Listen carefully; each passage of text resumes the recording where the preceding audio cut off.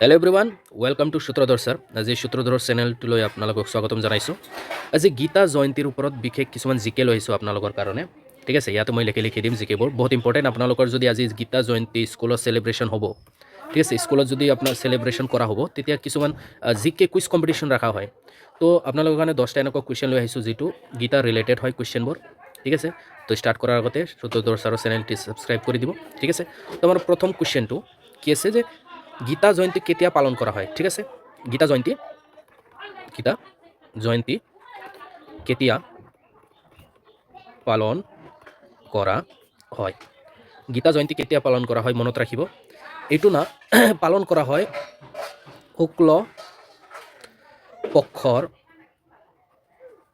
শুক্ল পক্ষৰ একাদশীৰ দিনা।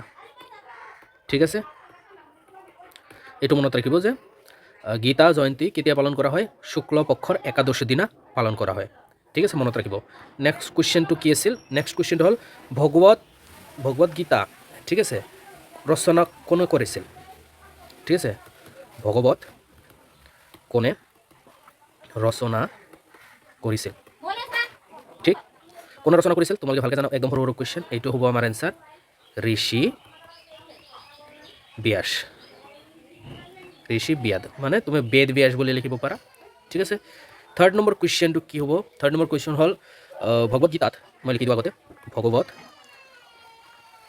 গীতাত কিমান অধ্যায় আছে? Important question. কিমান অধ্যায় আছে মনত ৰাখিবা? 18টা। কিমানটা অধ্যায় আছে? 18টা অধ্যায় আছে। ঠিক আছে, 4 নম্বৰ প্ৰশ্ন যে ভগৱত গীতাৰ কেন্দ্ৰীয় বিষয়বস্তু কি? ভগৱত গীতাৰ কেন্দ্ৰীয় বিষয়বস্তু কি? মানে কওঁ না যে কৰ্ম কৰি যোৱা, ফলৰ চিন্তা নকৰিবা, সেইটো কেন্দ্ৰীয় বিষয়বস্তু। নিস্বাৰ্থ কৰ্ম, ঠিক আছে, কৰ্মত যাতে কোনো স্বাৰ্থ নাথাকে, নিস্বাৰ্থ কৰ্ম আৰু আধ্যাত্মিক বৃদ্ধি।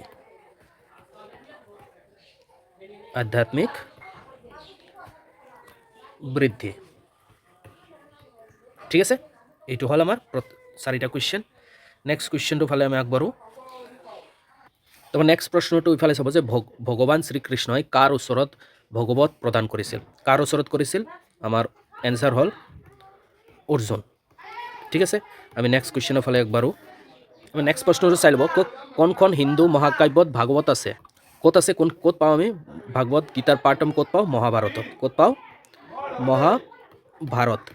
ঠিক আছে, নেক্সট কুৱেশ্যন নম্বৰ 7। নেক্সট কুৱেশ্যনটো কি? গীতা জয়ন্তীৰ তাৎপৰ্য কি? গীতা জয়ন্তীৰ তাৎপৰ্য কি? তাৰ পৰা আমি কি শিকোঁ? এইটোৰ কাৰণ কি? এইটোৰ কাৰণ হ'ল ভাগৱত গীতাৰ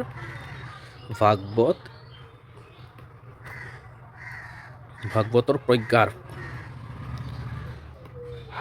প্ৰকাশ কৰা। ঠিক আছে, সকলো মানুহে যাতে গীতাৰ তাৎপৰ্যটো বুজি পায় তাৰ কাৰণে। ঠিক আছে, নেক্সট কুৱেশ্যনৰ ফালে আগবাঢ়োঁ।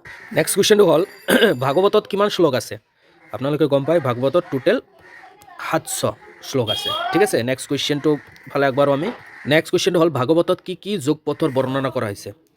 কি বৰ্ণনা কৰা হৈছে আচলতে? আমাৰ থিম মানে কি, মেইন বস্তু আমি কি পাওঁ ইয়াতে পাওঁ কিৰ কথা কৈছে? কৰ্ম,